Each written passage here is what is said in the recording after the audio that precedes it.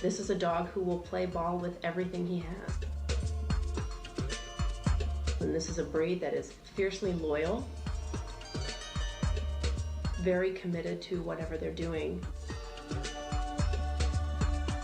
And that may be a trait that a dog fighter might like. A pit bull is specifically bred to be a working dog.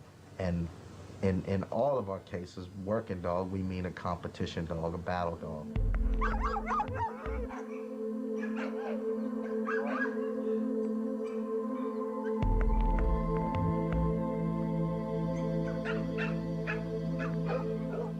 The breeding of the dog is revolved around its fighting abilities, with less attention given to appearance or conformation.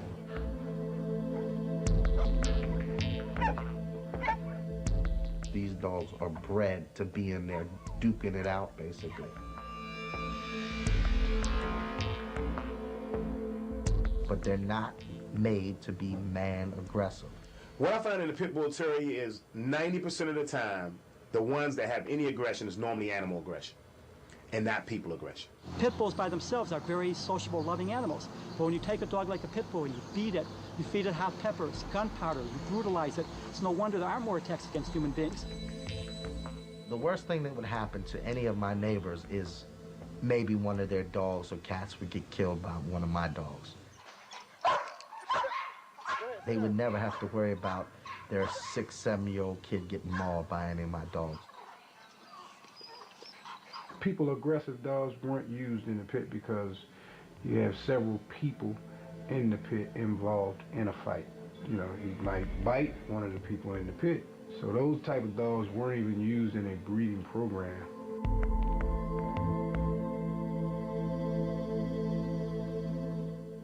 Pit bulls probably have a bad reputation for several reasons. Breeding, bad publicity, being in the wrong owner's hands. Why blame the gun? Blame the gun owner. A gun won't do anything unless it's in the wrong person's hand and they squeeze the trigger.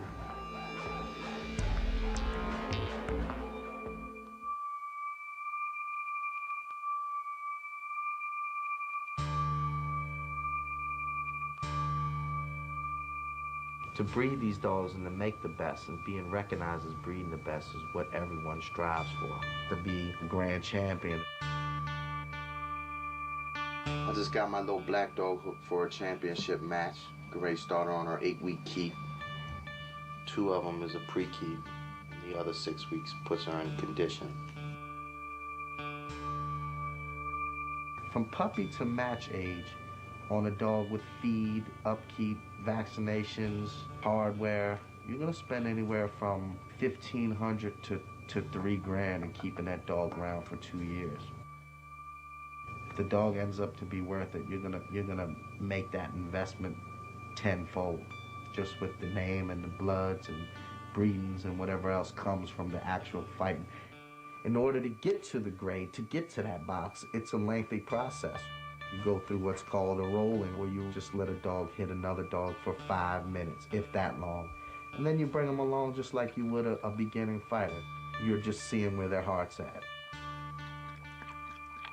After a schooling process, after you've rolled your dog 3 times and maybe did an off the chain, and what they consider OTC, off the chain, that's where you do a match with a dog who just comes straight off the chain for a couple $100, and I mean, I have seen people do it for up to 5,000 off the chains.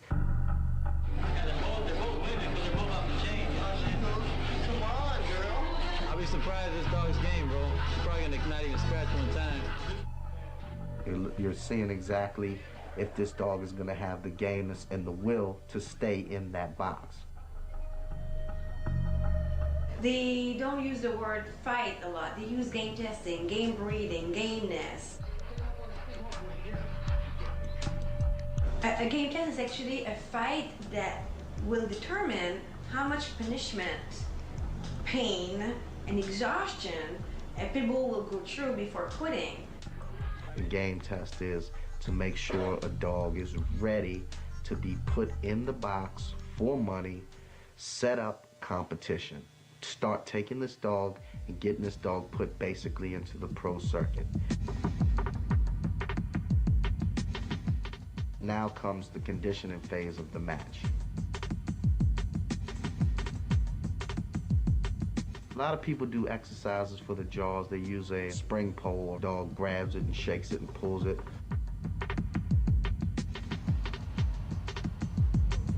There's a bunch of different exercise equipment you can use. There's swim tanks. I use an E-mill, which you see in Sears, and I use a slat mill, which is a treadmill with slats on it, free spinning treadmill.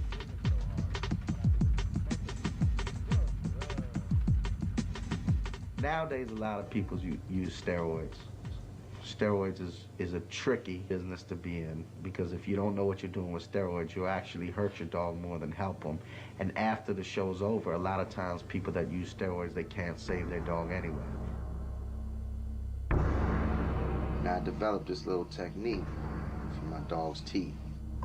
I give them a shot of Tilazol to knock them out a little bit.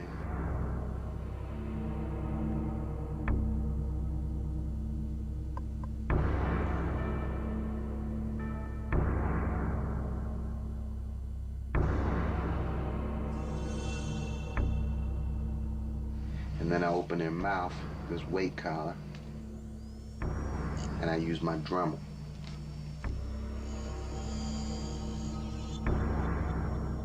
The other guy and his dog, they don't have a fighting chance when it comes to the sharpness of my dog's teeth. This little black dog comes in with razor blades for teeth. I don't think this gives me an unfair advantage. I just make sure my dog's teeth are as sharp as I can get them. That's how you get these matches underway. You hook them, you bring them to the spot, you weigh them, forfeits are in, referees made, and now you have what they considered a sanctioned match. She's going at 31. Yeah, 31. My little black dog wins tonight. That means her father just became Rom, and we gonna make a killing on the stud feet with him from then on out.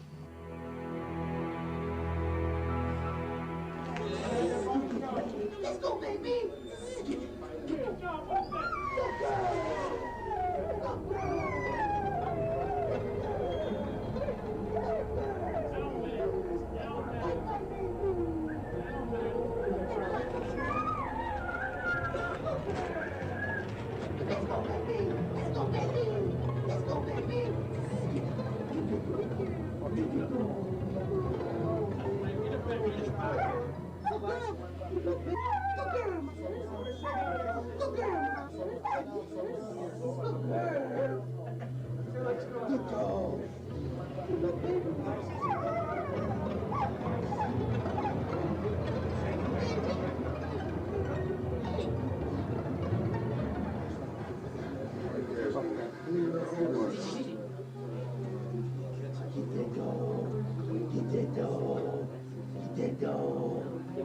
It happens every day in the United States that animals are put into this horrific situation by people who are interested in making money off of them.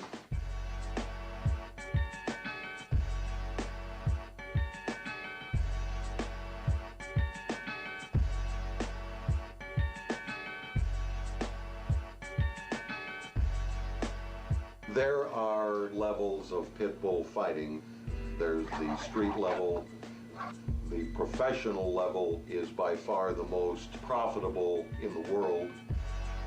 They hold the dog fights in extremely rural settings, in abandoned warehouses. They hold them in secure dwellings, having police radios at their disposal, armed guards. You need specific identification to be allowed into the dog fight